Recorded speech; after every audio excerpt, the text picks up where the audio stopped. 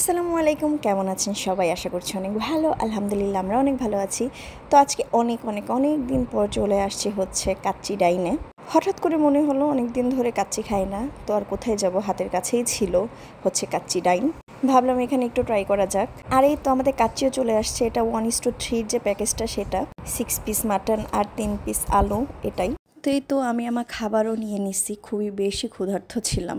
এই পর্যন্ত যতবারই এই কাচ্চি ডাইনে খাওয়া হয়েছে, আজকেরটা বেস্ট ছিল। বেস্ট মানে বেস্ট। এত মজা করে খাইছি কি আর বলবো, এক কথায় অসাধারণ।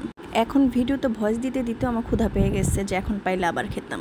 আর ওদের ডেকোরেশন তো অনেক সুন্দর, অনেক বেশি সুন্দর, একটা প্রিমিয়াম ভাইবস দেয়।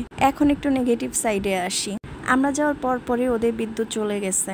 প্লাস দুঃখজনক হলেও সত্যি, তাদের কোনো ব্যাকআপ নেই। এটা যে কি পরিমাণ একটা বিরক্তিকর ব্যাপার, এবং কাস্টমারদের এত ভোগান্তিকর একটা ব্যাপার হয় যে গরমের ভিতরে আপনি কাচ্চির মতো ভারী খাবার খাবেন, যেখানে কিনা একটা ফ্যানের ব্যবস্থাও নাই। তারপর আসি বিলের ব্যাপারে। আপনারা যখন তাদের ওখানে যাবেন অবশ্যই ক্যাশ ক্যারি করবেন, কেননা তাদের কোনো প্রকারের অনলাইন পেমেন্ট নাই। আমি বুঝি না, এত বড় নাম করা একটা জায়গা যেখানে কিনা একটা অনলাইন পেমেন্ট নাই, এটা কোনো কথা? খাবার ভালো হওয়ার সাথে সাথে অবশ্যই তাদের সার্ভিসও ভালো হতে হবে। সার্ভিস শুধু খাবার সার্ভ, ওয়েটারদের ব্যবহার, এগুলোর মধ্যে সীমাবদ্ধ না। তাদের অবশ্যই বিদ্যুতের মিটারটা মাথায় রাখতে হবে।